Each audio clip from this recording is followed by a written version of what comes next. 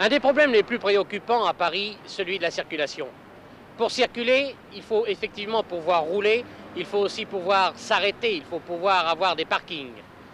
Les pouvoirs de Paris, le préfet de police, ont déjà mis au point certaines mesures, des parkings, des souterrains, ils ont élargi des voies, rétréci des trottoirs, mais d'ores et déjà, les pouvoirs publics sont en train de préparer de nouvelles mesures. Pour connaître ces mesures, nous avons mené une enquête. Voulez-vous la suivre ? Pour faciliter la circulation dans le centre de Paris et en particulier dans les quartiers d'affaires, les pouvoirs publics étudient actuellement la possibilité d'interdire totalement la circulation des automobiles en recommandant aux automobilistes l'utilisation des bicyclettes. Mais que pensent les Parisiens de ce projet? Vous avez entendu parler de ce projet? Oui. Personnellement, j'ai fait du vélo dans mon plus jeune âge, j'étais à la CBB. Donc, dans ces conditions, je pense qu'on peut quand même appuyer sur les pédales. Malheureusement, on est arrivé à un siècle où les gens n'aiment pas faire un effort. Oui. Bon, personnellement, moi je préfère la voiture que la bicyclette, parce que la bicyclette, il faut pédaler. Vous avez déjà fait la bicyclette? Oh oui, et puis j'en refais avec plaisir s'il n'y avait pas tant de voitures. Donc vous êtes contre ce projet? Absolument, c'est un retour pour moi de 50 ans en arrière. Vous comprenez, la bicyclette, c'est fini, c'est fini. Moi je suis cycliste. Alors donc vous êtes favorable à ce projet? Ah oui. Moi, je suis tout à fait pour. C'est un instrument très très pratique. Je pense que pour une femme, c'est l'idéal pour aller chez son coiffeur, pour aller faire ses petites courses. Vous ne pouvez absolument plus circuler place Vendôme, vous ne pouvez plus stationner. Avec une bicyclette, c'est très très facile. Monsieur, est-ce que vous êtes au courant d'un projet qui consiste à réserver certains quartiers à l'usage des cyclistes? Oui, j'ai entendu parler de ce projet. D'ailleurs, j'ai déjà commencé à arracher une bicyclette et puis je m'exerce tous les matins et le soir pour rentrer chez moi. Vu que d'ailleurs je fais un métier sédentaire, je travaille dans un bureau, donc ça me permet de prendre de l'exercice. Bon, merci, je vous laisse rentrer à votre travail, merci.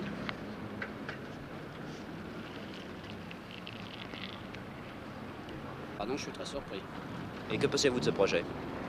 Je n'en pense rien, mais pour l'instant je trouve que c'est assez marrant parce que vous vous rendez compte, remplacer les voitures par les bicyclettes, en plus de ça, les mini-jupes, c'est très intéressant pour nous.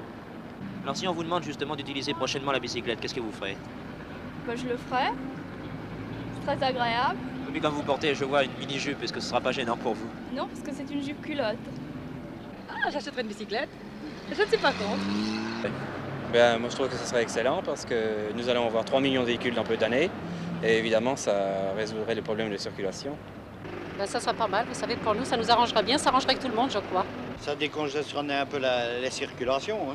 Ça vous permettrait de mieux circuler pour vous? Ah oui, d'accord, ça pour ça, oui.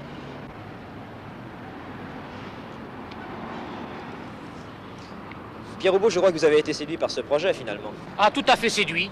Et voyez, vous pouvez le constater, je m'y suis mis. Je suis ce projet parce que c'est une chose très importante et il faudrait que tous les camarades de l'actualité télévisée fassent la même chose. Les rues de Paris seraient ainsi dégarnies, on roulerait beaucoup plus vite et pour le sport, quel progrès. Eh bien, l'appel de Pierre Roubaud a déjà été entendu et dès cet après-midi, une équipe de l'actualité télévisée partait en reportage à bicyclette. Bonsoir. La Franche-Comté est la première zone boisée de France. Depuis quelques mois, les arbres de notre région souffrent des pluies acides, provoquées notamment par l'industrie, mais aussi par la circulation automobile. On parle de plus en plus de pots catalytiques, de filtres pour cheminées d'usine. Une mesure toute récente vient d'être prise. Elle sera applicable à partir du week-end prochain. Déjà utilisée en Grèce et en Italie, la circulation des voitures privées, un week-end sur deux. Les forêts vosgiennes et franc-comtoises se meurent. Au banc des accusés, les plus acides. Cette pollution a déjà causé de nombreux dégâts dans d'autres pays industrialisés comme l'Allemagne, mais c'est en Grèce et en Italie que des mesures énergiques ont été prises pour limiter les dégâts, avec notamment les pots catalytiques, mais surtout l'interdiction d'utiliser une voiture particulière un week-end sur deux. Pour la première fois en Franche-Comté et dans les Vosges, cette mesure sera appliquée dès le week-end prochain. C'est la plaque minéralogique de votre véhicule qui servira de repère. Une semaine, ce seront les numéros pairs qui pourront partir en week-end. La semaine suivante, les numéros impairs. Un ensemble de mesures qui ne fait pas l'unanimité chez les usagers. Ah non, pas normal. Hein. Pas du tout. C'est scandaleux. C'est trop? Ah, c'est pas normal. Pourquoi pas? Vous trouvez que c'est normal? Il faut s'habituer. C'est pour uniquement limiter la pollution. Est-ce que vous pensez que... Le problème, c'est aussi chez nous en Suisse. Hein. Vous êtes suisse et ça se fait déjà en Suisse? Non, pas encore, mais on a eu une situation il y a 10 ans. C'était interdit le dimanche de rouler. Mais là, on s'est habitué aussi à cette situation-là. Hein. Donc il faut peut-être faire une fois l'essai, pourquoi pas. Totalement absurde. Il faudrait voir la chose. Hein. Ah non, pas du tout. Non. Complètement inadmissible. Enfin, ça me dérange pas, remarquez, j'ai pas de perme la semaine prochaine. J'en ai une la semaine d'après. Donc avec un peu de chance, si ça tombe bien, ça devrait aller. Mais enfin... Non, ça me dérange pas. Est-ce que vous trouvez ça normal pour limiter la pollution? Ah ben non, non. Moi, celui qui veut rouler le week-end, moi je trouve ça tout à fait normal qu'il roule le week-end. Voilà. Complètement aberrant. On est un pays démocratique, on peut faire ce qu'on veut. Quoi. Surtout quand on est dans nos droits. On paye l'assurance, on paye la vignette, on paye déjà l'essence assez cher. Et franchement, je trouve ça inadmissible. Mais ça se fait déjà en Italie et en Grèce, hein? Ah bon? Je suis même pas au courant. Écoutez, venez pas me raconter des conneries, s'il vous plaît. Moi, je suis en France, je travaille, je suis ici depuis 5 ans. Je m'excuse, je suis venu ici bosser. Je n'admets pas du tout ce genre d'histoire. Parce qu'on a déjà fait l'essai en Italie. En Italie, ça n'a pas marché. Je ne vois pas pourquoi, dans un pays comme la France, un pays qui est soi-disant civilisé, porca miseria, je ne peux pas admettre ce genre d'histoire. Je ne peux pas admettre. Notre région servira donc de test national. N'oubliez pas, ce week-end, les voitures avec un numéro impair ne devront pas rouler. La police a déjà reçu des directives.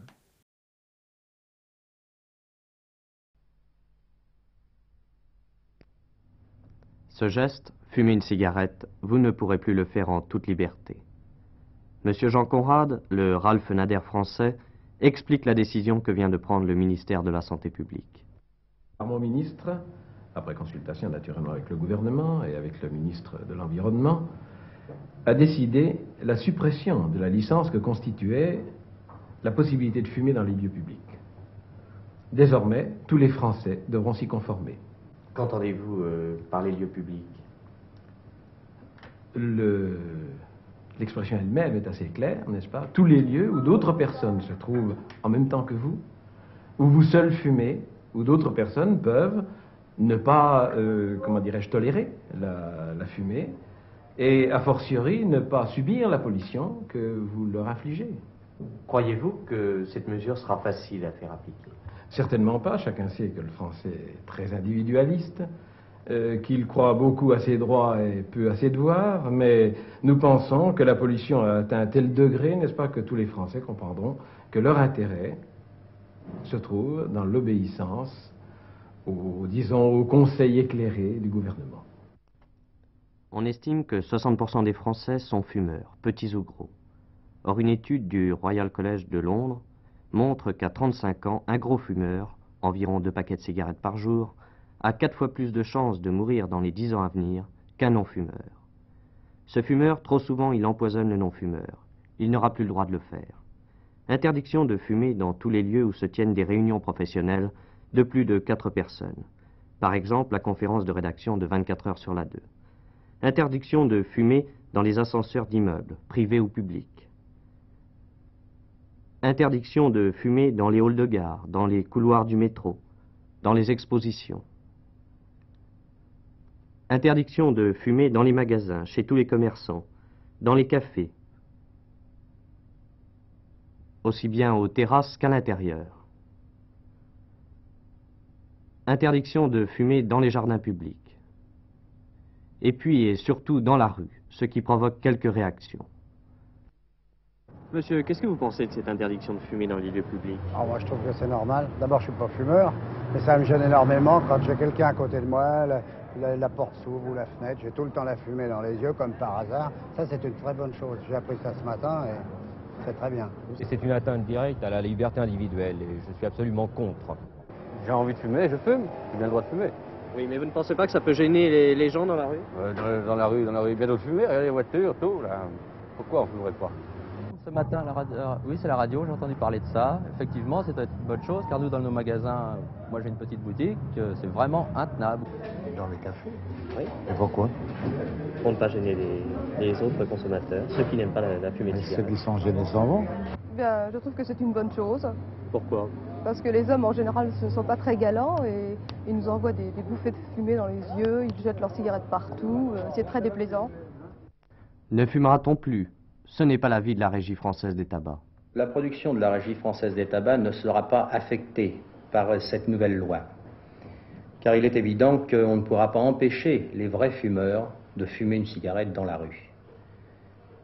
Et d'autre part, nous avons l'avantage à la Régie d'avoir un service de recherche qui vient de mettre une cigarette au point, complètement inoffensive et anti-pollution, qui ne produira pas de fumée. Quand cette cigarette apparaîtra-t-elle sur le marché? Oh, dans 6 mois à peu près. Et nous détruirons ainsi ce vieux principe qui est de dire pas de feu sans fumée. À propos de réforme, continuons puisque nous sommes en plein dedans. Vous vous souvenez, il y a de cela quelques temps, nous vous avions parlé d'une réforme des transports urbains avec, il était notre invité sur ce plateau, le président de la RATP. En effet, la RATP souhaite rouvrir, en particulier à Paris, et ce sera peut-être le cas aussi dans d'autres grandes villes, souhaite rouvrir des lignes de tramway. Et ce matin, Michel Chevalet, à Paris, première inauguration d'une ligne de tramway, alors que d'autres sont en préparation en France et en particulier en province. Oui, effectivement, Yves Morosi, je me trouve donc au 1 du boulevard Garibaldi à Paris. Vous voyez, là, il y a la voie, derrière nous, il y a la motrice du tramway, dont on fait aujourd'hui, disons, l'inauguration, puisque dans quelques instants, devant la presse, devant de nombreuses pôles, eh bien, on va couper symboliquement le ruban tricolore. Vous découvrez donc cette motrice. Déjà à côté de moi, M. Philippe Essic, directeur général de la RATP. Donc c'est tout de même un événement important. On remet le tramway en service dans Paris. Oui, et c'est un événement d'autant plus important qu'il marque le 127e anniversaire du premier tramway qui a circulé dans Paris, tiré par des chevaux. Voilà, donc ce matériel-là préfigure celui qui sera en service. Là, il s'agit donc d'un matériel, disons, classique. Oui. Nous avons voulu mettre en service cette ligne le plus rapidement possible. Aussi, nous avons repris notre vieux matériel. Celui-là a été construit en 1907, mais vous constatez qu'il a quand même bonne allure et il marche d'ailleurs encore très bien. Mais entre-temps, nous avons mis en fabrication les nouveaux matériels qui seront mis en circulation sur cette ligne dans quelques temps. Alors, regardez bien, Yves Morosi, en avant-première, vous voyez, nos confrères s'ouvrent largement à l'événement. La Vie du Rail va vous montrer qu'ils ont, vous voyez, la Vie du Rail, voilà, merci. La Vie du Rail vous montre donc le tramway qui est actuellement en construction. Regardez, l'arbitre général des chemins de fer vous montre ici également une maquette. Et voilà, vous découvrez ce que sera ce tramway parisien construit par Alstom. Le tramway standard français, c'est exactement, monsieur Essic, le même que celui de Nantes, qui circulera en 1924. Exactement. Et puis alors, quelques temps après, c'est celui qui circulera également sur cette ligne.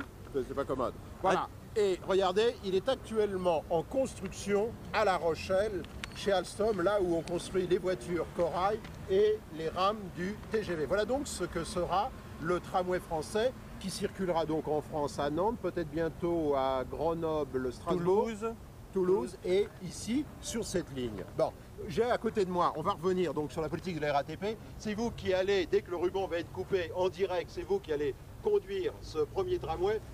Vous êtes conducteur du métro, monsieur? Oui, d'accord, oui, je suis conducteur du métro, mais c'est un grand jour pour moi, oui, surtout, je suis très ému. Quoi. Mais ça ne vous changera pas, rail pour rail, là vous serez en aérien. Oui, c'est sûr, oui. Merci. Dites-moi, monsieur Essic, quels sont les autres projets de la RATP en matière de tramway? Ça paraît curieux qu'après l'autobus, le chemin de fer, qui est le métro, le chemin de fer souterrain, la RATP dise le tramway. Mais c'est très important pour nous, le tramway. Et nous avons en ce moment un projet en cours d'étude et nous espérons bien qu'il sera réalisé rapidement. Il devrait relier, dans un premier temps, Bobigny à Saint-Denis.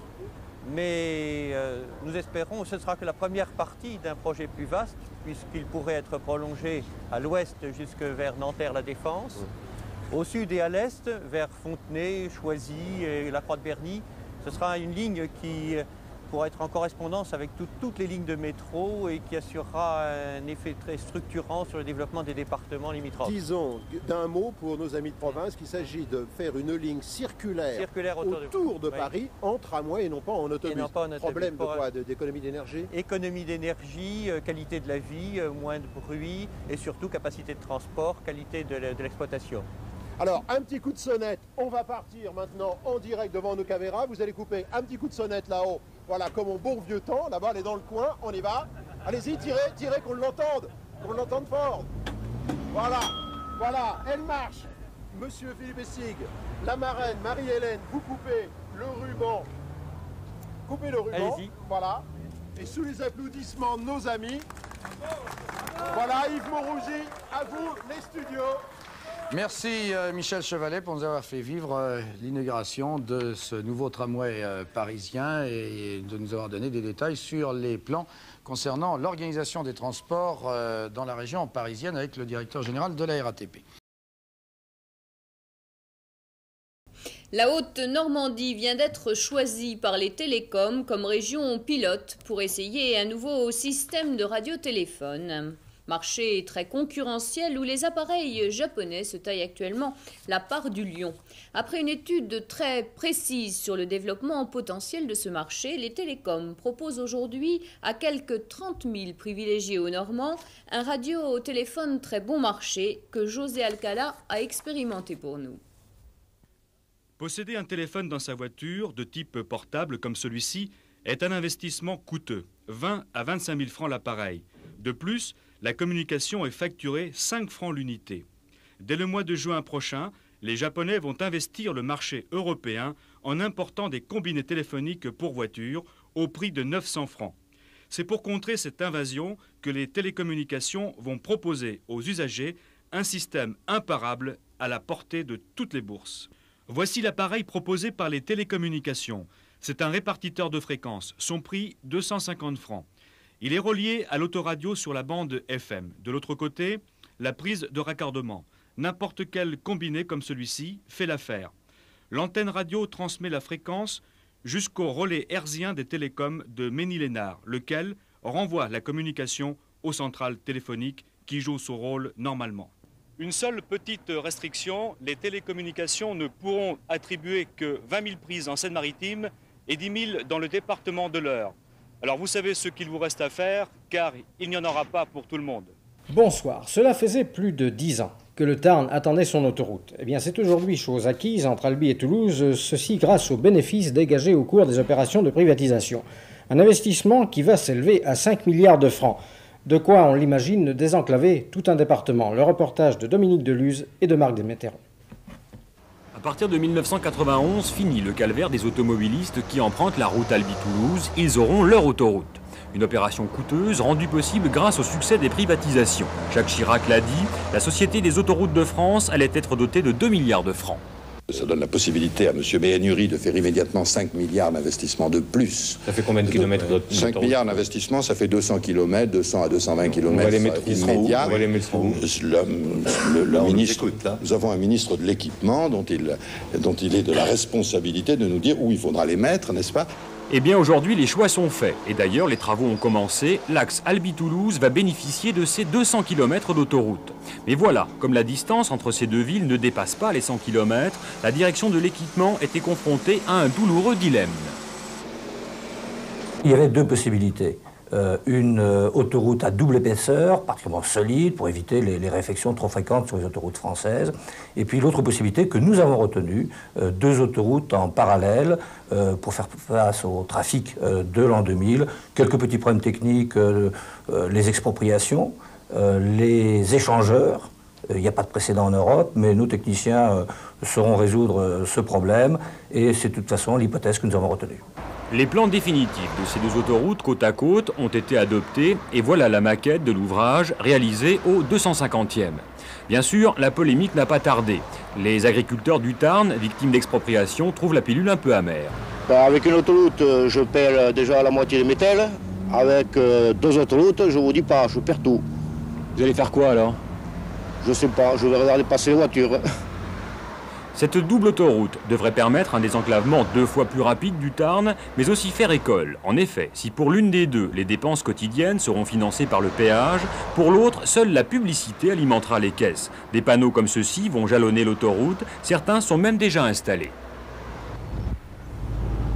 Le seul problème, c'est peut-être à la vitesse, mais pourquoi ne pas envisager de réduire la vitesse sur cette autoroute? À cause des publicitaires. À cause des publicitaires.